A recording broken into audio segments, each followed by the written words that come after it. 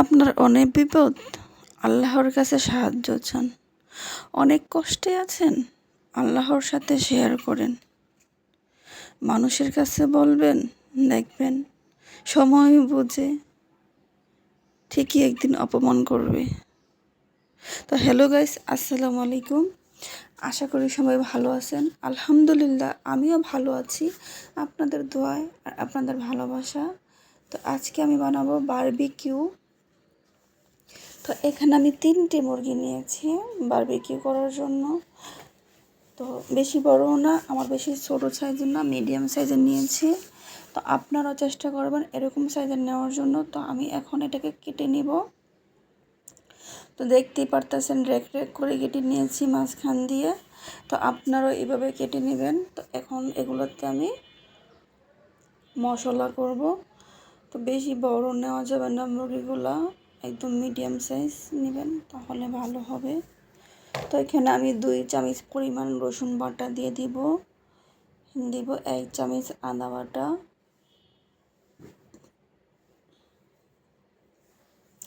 তো এখানে আমি 2 চামচ রসুন, 2 চামচ আদা আর 1.5 চামচ জিরার গুঁড়ো দিয়ে দিব।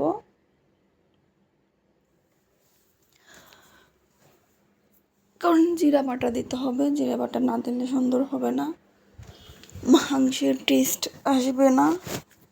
তো এখানে আমি পরিমাণ মতো লবণ দিয়ে দিব, লবণটা পরিমাণ মতো দিবেন। আর 2 চামচ পরিমাণ চিনি দিব,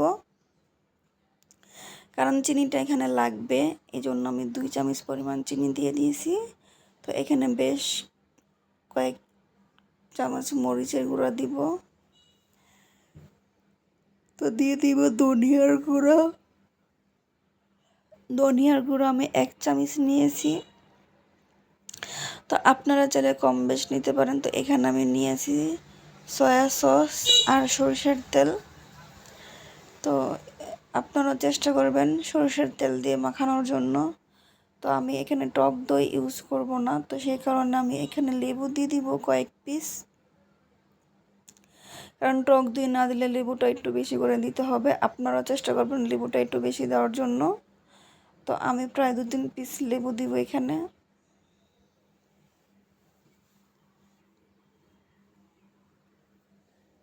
লেবু দেওয়ার পরে দিয়ে দিব বারবিকিউ মশলা যেটা আছে ওইটা দিতে হবে। তো আমি এইটা পুরোটাই দিয়ে দিব 3টা মুরগিতে। এখানে প্রায় 4 কেজি, 4.5 কেজি মুরগি আছে। তো আমি দিয়ে দিলাম পুরো প্যাকেটটাই। এখন দিয়ে দিব সস, টমেটো সস। তো আপনারা চাইলে এখানে চিলি সসও ইউজ করতে পারেন, তারপর গ্রিন চিলি সসও দিতে পারেন। তো এখানে আমি শুধু টমেটো সস দিব, আর কিছুই দিব না। তো ভালো করে মেখে নিতে হবে, মানে মাখাটা কিন্তু ইম্পর্টেন্ট, যেরকম রান্নায় কষানোটা আর যদি মেখে জেকে বসান তাহলে মাখাটা। কারণ ভালো করে মাখিয়ে নিয়ে মশলাটা মিক্স করে নিয়ে তারপর আমি এখানে চিকেনগুলো দিয়ে দিলাম। আর চিকেনের গায়ে ভালো করে মাখাতে হবে, যেরকম গায়ে সরষের তেল মাখান ওই রকম করে মাখাতে হবে, তা না হলে কিন্তু ভিতরে মশলাগুলো যাবে না। আর মাখানোটা হচ্ছে মানে বেশি ইম্পর্টেন্ট, কারণ আপনার মাখানোর উপর ডিপেন্ড করে টেস্ট কেমন হবে। তো এখানে দেখতে পারতেছেন একদম আমি ভালো করে ভিতরে বাহিরে মেখে নিয়েছি। তো আপনারাও চেষ্টা করবেন এরকম করে মাখানোর জন্য। তো আমি এখন করব রুচি করব এর সাথে। তো এখানে আমি কোনো নানও করব না, আবার রুটিও করব না, তো রুচি করব। আপনারা চাইলে আপনাদের পছন্দ মতন করতে পারেন। তো এখানে আমি 1 কেজি পরিমাণ ময়দা নিয়েছি রুচি করার জন্য, আপনারা চাইলে কম বেশি নিতে পারেন। তো আমার মানুষ অনুযায়ী আমি নিয়েছি। তো দিয়ে দিব এখানে ময়দাতে চিনি দিব আর লবণ দিব তেল।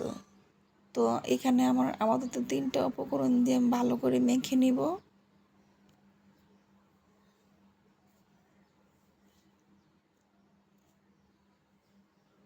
কারণ ময়দাটা ভালো করে মাখতে হবে, না মাখলে কিন্তু শক্ত থেকে যাবে। আর চেষ্টা করবেন তেলটা একটু বেশি দেওয়ার জন্য। তো আমি অনেকটা পরিমাণ তেল দিয়েছি এখানে। তো আপনারাও চেষ্টা করবেন তেলটা বেশি দেওয়ার জন্য, তাহলে কি হবে, বানাতে সুবিধা হবে। তো তেল দিয়ে ভালো করে মেখে নেব যতক্ষণ পর্যন্ত মানে ই চাপ দিলে না হয়, জোড়া না হয়, ততক্ষণ পর্যন্ত আমি মেখে নেব। তো দেখতেই পারতেছেন আমার মাখার ধরনটা।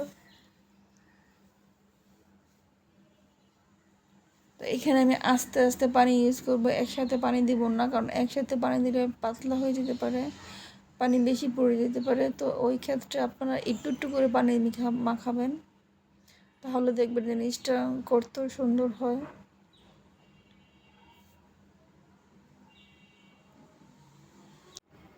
তো আমি ময়দাটা ভালো করে মেখে নেব। তো দেখতে থাকুন।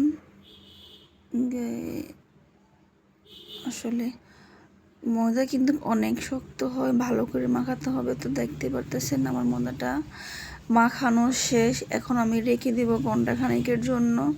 তো এইদিকে চুলাতে আমি চিকেন বসাই দিছি, দেখতে পারতেছেন গাইস আমার চিকেনগুলা ট্রাই হয়ে যাবে।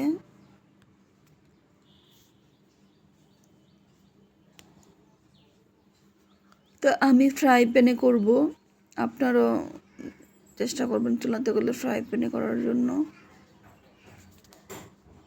তো আমি 2টা প্যানে ভেজে নেব, কারণ সময় লাগবে ভাজতে, অনেক সময় লাগবে। আর এদিকে দেখেন কি সুন্দর কালার আসছে।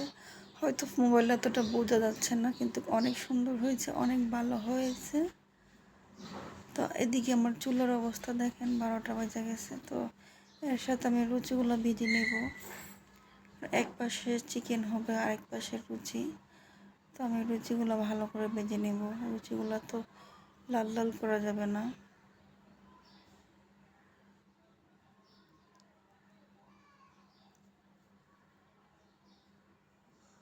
তো আমার চিকেনগুলো প্রায় শেষ, দেখতে পারতেছেন অনেক সুন্দর। তো উপরে কালো কালোগুলো মশলাগুলো পড়ে গেছে। আর এদিকে আমি এক গামলা লুচি ভাজছি। তো আমাদের মানুষ বেশি, তাই বেশি লাগবে, এই জন্য বেশি করে ভাজছি। তো এখানে সবাই খাচ্ছে মজা করে, দেখতেই পারতেছেন সবাই অনেক মজা করে খাচ্ছে। তো ভিডিওটা কেমন হয়েছে কমেন্টে জানাবেন, আর লাইক করে দেবেন। আল্লাহ হাফেজ।